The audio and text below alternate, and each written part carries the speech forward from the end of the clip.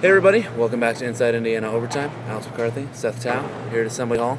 Indiana beats Michigan State 82-75. Pretty big win for Indiana. That's 4 out of 5. That's 3 in a row, I believe. So Indiana's kind of back in the mix, right in the middle of the Big Ten. They're over 500 in conference play, 4-3 now. And obviously this week has been a weird one for Indiana with losing OG Anunoby for the season, and Juwan Morgan has missed the last 2 games, including tonight's.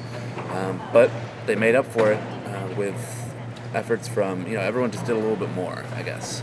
Except, Zach McRoberts did a lot more. But James Blackman tied his career high in points, and was just, from the early minutes of the game, you could just tell he was on tonight. Yeah, he even said that he could tell a big game was coming in pregame warm-ups. He felt good during warm-ups, and then he drained his first shot, and he just never looked back. He scored 18 in the first half. He made his first 6 shot attempts. 4 of them are from 3. He was just on fire. Especially in that first half, it just seemed like he couldn't miss. Yeah, and they just kept giving him the ball. Which is, that's what you do. They just kept giving it to him, and he kept just kind of calmly knocking down everything. He ended up 11 for 16 from the floor, 6 for 10 from 3, and then he made a couple plays late in the game. He got to the line a couple times. He made a layup down here at the north end. That was a pretty big one late in the game because Indiana led by as many as 20 in this game, but Michigan State made it a game. They cut it to within 4. Yeah, they almost got it down to 1 possession when Aaron Harris had a 3 that rimmed out that would have, I believe, cut it to 3. So it got dicey at the end, and the players kind of after the game were saying that they learned from what happened Wednesday at Penn State, where they got a big lead and then lost it completely and had to get a buzzer beater at the end. They, obviously struggled down the stretch tonight, but they were able to kind of take care of business without too many, without needing a buzzer beater, basically. Yeah, I think something that noticeably different that Indiana did much better tonight than they did on Wednesday against Penn State in the second half down the stretch was they got to the free throw line a lot more. Against Penn State, they didn't shoot their first free throw in the second half until there was less than a minute to go. Tonight, they shot 12 free throws in the second half, and they made 10 of them. That was huge, especially down the stretch. Yeah, absolutely. And it was, again, there was a pretty big disparity once again in the free throws until those last few minutes. But, yeah, like you said, they made the most of them. They knocked them down and just didn't allow Michigan State to get over that hump, basically, and tie the game. We mentioned McRoberts earlier. He had his biggest game for Indiana yet. He started the game, which was his second start of the season, first Big Ten start, and he played 32 minutes, which is insane. It was just, because he played a big chunk of the first half and then went to the bench, and I was kind of assuming he'd be there for a while, but then he came back he went over to the scorer's table a minute later to check in. He played 18 of the first 20 minutes in the first half, 32 minutes for the game, and had another very McRoberts-like stat line where it's not really that impressive.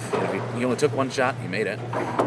5 rebounds, he had 3 assists, a block, and 2 steals. So just did a little bit of everything. I think his energy was the most important thing tonight for Indiana to kind of, in terms of building that lead early on, because he was everywhere. Yeah, especially defensively, just in that first half. And in the first half, that's when Indiana really shut down Michigan State defensively, and McRoberts was the key to that. It was a good job by everyone on Indiana shutting down Miles Bridges, really. But, as a whole, Zach McRoberts was just everywhere. He was in on almost every rebound defensively. And, though he tipped a lot of them away, that's better than Michigan State grabbing them. Yeah, and I just think that his energy was kind of infectious, not to, use cliches like that, but I think Indiana looked different early on in the game. They looked like they were playing with a little bit of an edge to them because I think it was the Penn State game the other night where Penn State was getting every loose ball early on. They were making all of the little hustle plays that Indiana wasn't. And tonight it was the other way around. Indiana was diving on the floor. Thomas Bryant had a really impressive he threw a loose ball back in, diving into the photographers under the basket. There were just a lot of little plays like that we haven't really seen as much out of this team. And I think, kind of playing with with a little bit of maybe extra inspiration with OG Anunoby hurt, maybe playing with a little bit more fire because McRoberts is out there kind of feeding off everybody. But Indiana looked like a better team tonight, and a team that really wanted to win instead of maybe, kind of the hesitant Indiana team that we saw at Penn State the other night that let them get back in the game. This looked much closer to early season Indiana than Big Ten season Indiana. Yeah, it helped that everything was going in. There was a stretch when Indiana just hit all its threes, but they ended up 11 for 24 from three. Really solid performance. But then, looking at the box score, maybe one of the most impressive things, Indiana had only 9 turnovers. Excuse me. It's the first time this year that they've been in single digits in the turnover column. So that was huge for Indiana. They scored 23 points off Michigan State's 12 turnovers compared to 11 Michigan State points off turnovers. And that's been a huge factor in Indiana's last 2 wins here because Indiana outscored Rutgers off turnovers 33-10.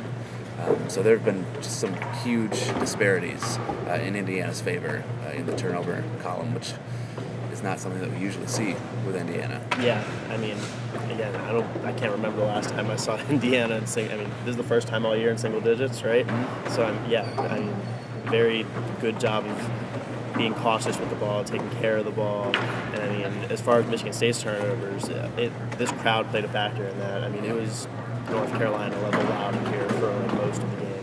Yeah, it was a good atmosphere. The crowd was fairly late arriving, but they got it cranked up when they needed to. That's basically kind of. You mentioned Miles Bridges. He was 4 for 17.